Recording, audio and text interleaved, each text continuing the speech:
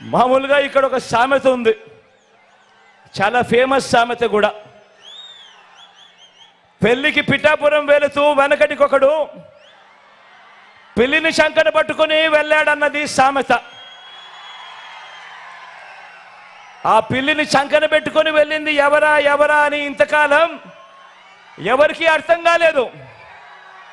కానీ ఇప్పుడు అర్థమైంది, చంద్రబాబు తన చంకలో ఉన్న ఆ పిల్లిని ఇప్పుడు పిఠాపురంలో వదిలాడు అని.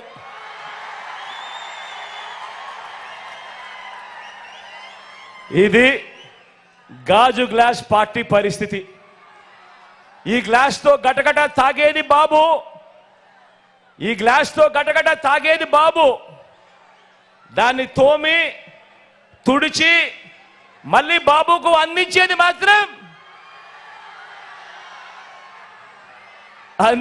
మాత్రం ఈ ప్యాకేజీ ఇస్తారు. ఇక ఈ కూటమిలో వదినమ్మ గురించి మాట్లాడదామా? ఈ కూటమిలో ఉన్న వదినమ్మ, బాబు చేరమంటే ఈ వదినమ్మ కాంగ్రెస్ లో చేరింది. ఇదే బాబు బీజేపీకి ట్రాన్స్ఫర్ ఆర్డర్ ఇచ్చిన వెంటనే బీజేపీకి చేరింది. బాబు పొడవమంటే సొంత తండ్రినే వెన్నుపోటు పొడి చేసింది. 30 ఏళ్లుగా ఏ పార్టీలో ఉన్నా బాబు కోవట్టుగా ఇదే పనిలోనే ఉంది. బాబు బీజేపీలో ఉన్న బాబు ఈ సీటు ఎవరికి ఇవ్వమంటే వారికే ఇస్తుంది, ఎవరికి వద్దంటే వారిని ఆపుతుంది, మారుస్తుంది. బాబు ప్యాకేజీలు ప్రలోభాలు ఏ స్థాయిలో ఉంటాయంటే, బాబు ప్యాకేజీలు బాబు ప్రలోభాలు ఏ స్థాయిలో ఉంటే, బీఫామ్ బీజేపీదైనా, బీఫామ్ కాంగ్రెస్దైనా, బీఫామ్ గ్లాస్దైనా, బీఫామ్ టీ గ్లాస్దైనా కూడా యూనిఫామ్ మాత్రం అంతా చంద్రబాబుదే.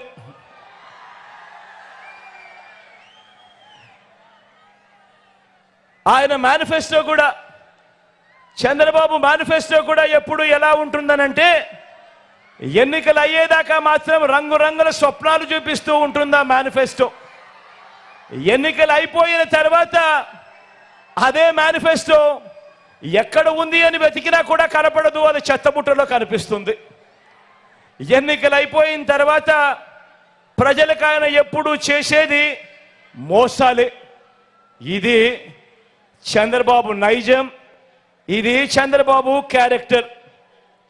మన బాబు ఎందుకింత దిగజారాడు, ఎందుకిన్ని కుట్రలు చేస్తా ఉన్నాడు, ఎందుకింత కుతంత్రాలు చేస్తా ఉన్నాడు, ఎందుకిన్ని మోసాలు చేస్తా ఉన్నాడు, ఎందుకిన్ని అబద్ధాలు చెప్తా ఉన్నాడు, ఎందుకు ఇన్ని పొత్తులు పెట్టుకుంటా ఉన్నాడు, వీటి అన్నింటితో కూటమి కడతా ఉన్నది ఎందుకు అని ప్రతి ఇంటా కూడా ప్రతి ఒక్కరూ కూడా ఆలోచన చేయమని కోరుతా ఉన్నా. కారణం ఏమిటో తెలుసా?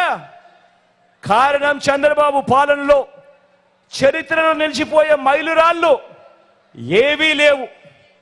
వ్యవస్థలు కానీ, మంచి పథకాలు కానీ, మంచి స్కీములు కానీ, ప్రజలకు చేసిన మంచి కానీ, ఇలాంటి పునాదిరాలు ఏవి కూడా చంద్రబాబు పాలనలో లేవు. చంద్రబాబు 14 సంవత్సరాలు